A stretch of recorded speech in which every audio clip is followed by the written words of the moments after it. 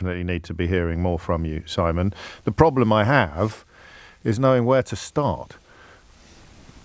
Well, James, I think we should start with the fact that over the weekend, it's perfectly possible that this country crossed the Rubicon. I think it's always going to be difficult for historians to determine precisely the moment at which American democracy may have died.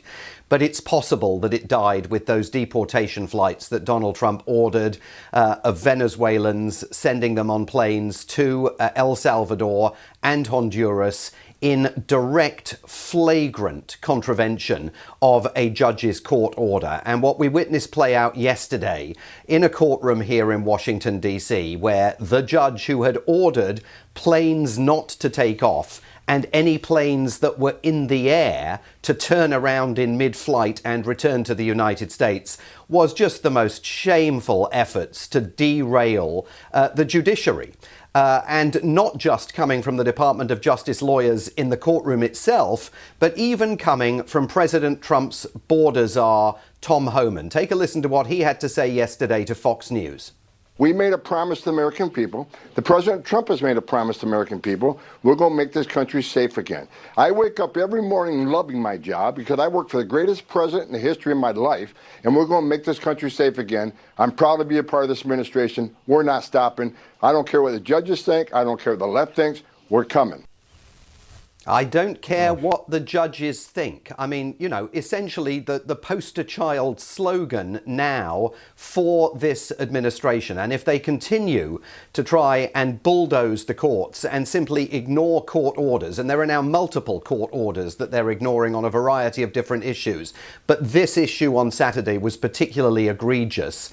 At that point, America's constitutional order has died. And for people who perhaps are seduced by the claims that the deportees were all gang members, which they may be, the point is nothing had been proved. There had been no due process. They were rounded up. There have been no trials. They have rights to be in due process, if you like, and they've just ridden roughshod over all of that. So this is how it always happens, Simon, and the idea that you start off attacking the rule of law using individuals who don't necessarily generate public sympathy, but the point is you have now ridden roughshod over the rule of law, which means its guaranteed protection of everybody has been jeopardised, if not, to listen to you, if not already actually removed. Yes, absolutely. Those 238 detainees that were taken to El Salvador filmed on their arrival being manhandled, pretty brutally treated by the El Salvadorian authorities. El Salvador, of course, is being paid by the United States now to detain them. They were all thrown into a terrorist detention center where they're going to be engaged in hard labor for at least the next year.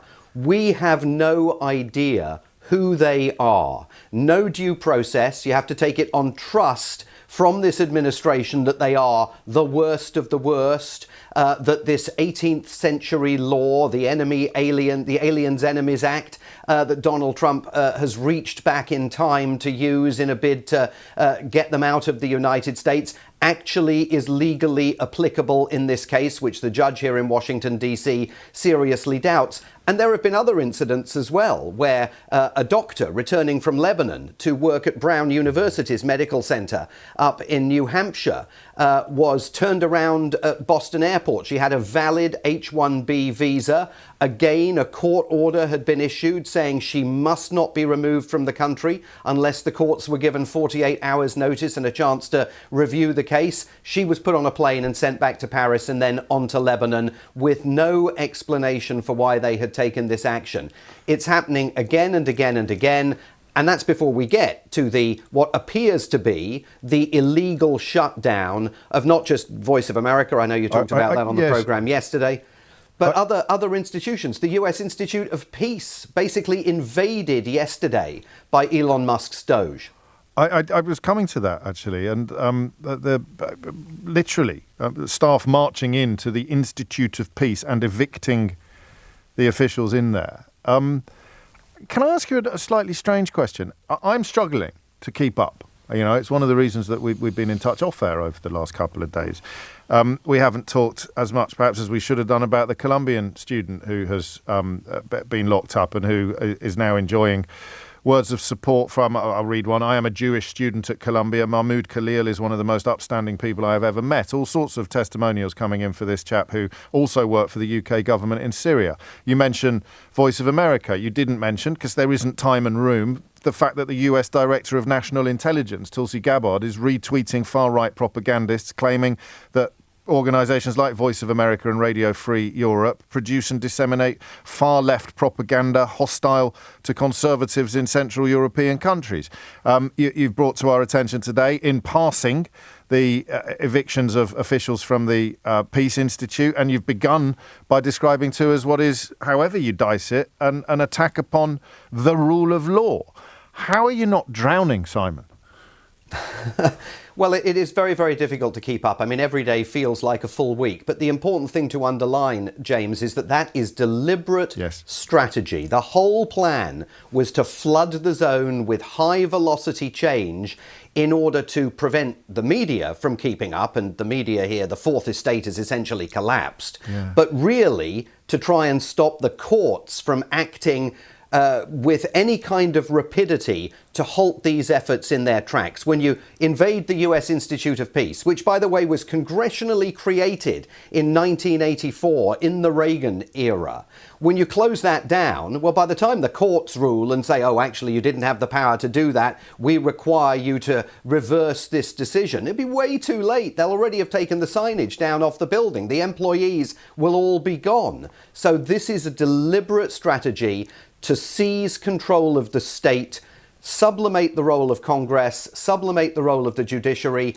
and to do it as rapidly as possible in order to knock everybody onto the back foot. And it's unlikely that Donald Trump is the mastermind behind this plan, isn't it, still? Or does that make me sound naive? Well, he's certainly the man signing the executive orders. I mean, there's no question about that. But the executive orders are being prepared for him. And there was a written plan for this that Donald Trump on the campaign trail denied any knowledge of, Project 2025. They are implementing Project 2025 to the letter, which is why a growing number of observers here think that the correct prism through which to view this government is not to think of this as a Republican administration.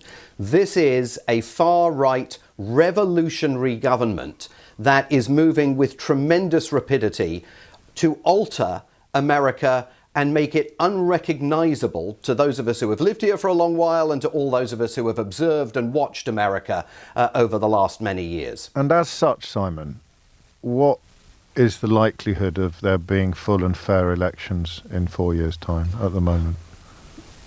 I think it's very hard to see that is necessarily going to happen. I mean, there's been all of this excitement about, Rahm Emanuel, the former ambassador to Japan, mayor of Chicago, Pete Buttigieg. They're thinking of running for the Democratic Party's presidential nomination in 2028. And the commentary here is rooted in the notion that 2028 is going to be a normal election cycle. I think it's hard to imagine that that's necessarily going to be the case, and it's hard to imagine next year's midterms will necessarily run along traditional lines.